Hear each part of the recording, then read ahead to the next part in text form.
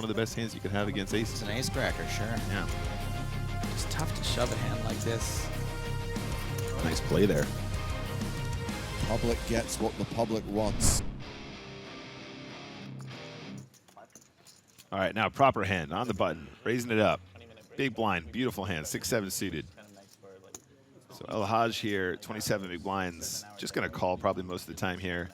Beautiful hand to defend the big blind with. Tons of equity on average, performing well even against hands like aces. It's one of the best hands you can have against aces. It's an ace cracker, sure. Yeah.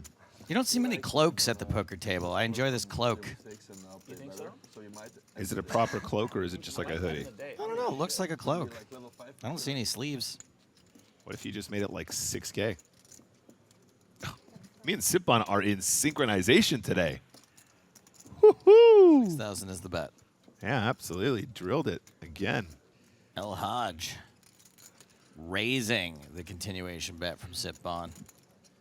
No pair, no diamond. Yeah, very cute little maneuver here. Love to see it. You're kind of just like, yeah, it's all right. I know you have nothing, but it's okay. It's fine. I'm happy for you. Thank you.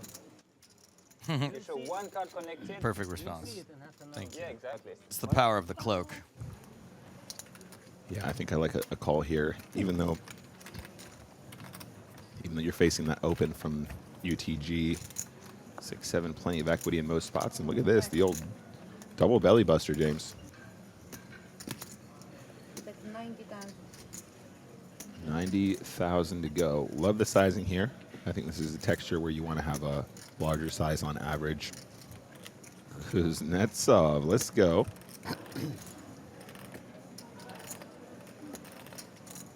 Wigg is not done with this. This hand is going to the turn. Queen of clubs, and with ace high, Wigg is now better than a 2-1 favorite. 240. Yep, okay, 240 to go. And honestly, I think the size down doesn't necessarily scream weaker.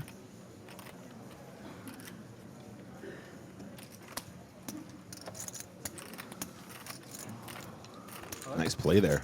Got the chips to wield. Pardo in the small blind. Are we going to have another Bodo Shodo? So far, we are. Oh, and Sammer in the big blind with King Queen. How do you say nay to this? That's a big chunk of his stack. Yeah. Gonna be obliged by Carbo. Now it's to worry about Pardo, who Pardo is dominated. Pardo ain't scared. Got a really nice hand to defend here. And a nice flop to go with it.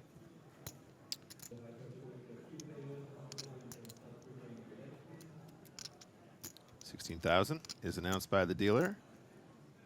Pardo obviously going absolutely nowhere with this particular flop. You're dominating pre-flop, and now you're so dicey post-flop. Betting a call seems pretty standard here.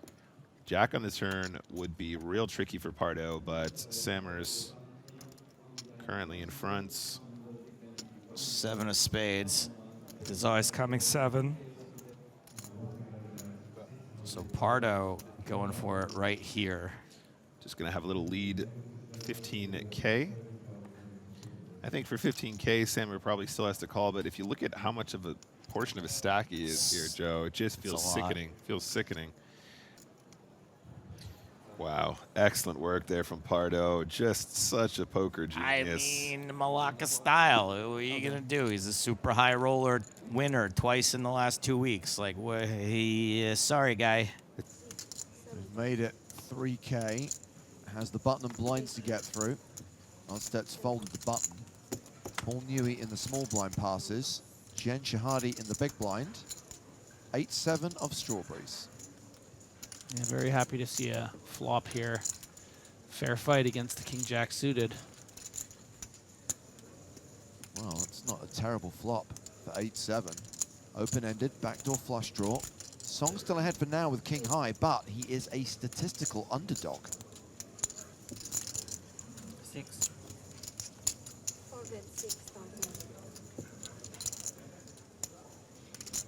So, having just called the flop, we now see Song become a 2-1 favorite on this brick turn. Just a stack to pot ratio of about 1. Just tough to shove a hand like this. And now what does Jen do? The diamonds have bricked. 8-7 is bricked. You know, your 10-8s and 10-7s have missed as well. Do you always call those for a near pot on the flop? Well, Song's gonna fold this hand most of the time. But what if, you know, like a stronger nothing, like a ace king? Does he fold as often? Good question. Yeah, I mean,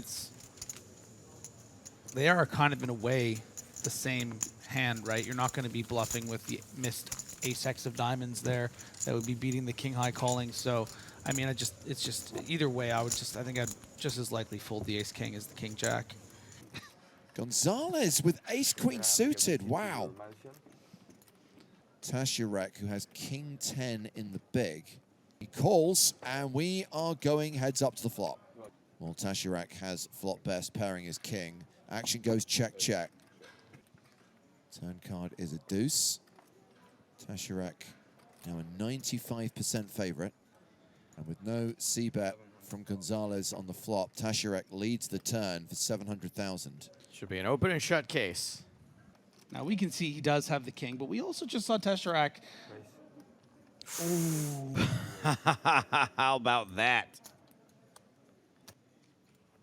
And yeah, Tasyurek's not going to buy this, and Gonzalez is going to get nervous. Now the pot has bloated to 5.9 million chips. Lil Tasyurek. Blep, blep, blep. The public gets what the public wants. Barry. Barry does not make an appearance because it is always coming 7. Tasyurek has a lock on this as check to Gonzalez. 5.9 million in the middle. Tasyurek, the effective stack, with just shy of 4.2 behind. Now, would Gonzalez play pocket aces like this? All in. He shoves on Tasyurek, and if Tasyurek calls, he takes the chip lead. Pocket aces is a concern. Ace-king is a concern. Playing time bank cards, thinking this one through. Some 6Xs. Pocket 2s are certainly a concern. Wanting to just get all the money in with the king X's. That's a lot of concerns. Another time bank card. That's the 5th one he's played. This is often once in a lifetime opportunity to be on the final table of a European Poker Tour event. And look at that. What a bluff. Folds the winning hand, gets shown the bluff. Is that a tea kettle I hear going off?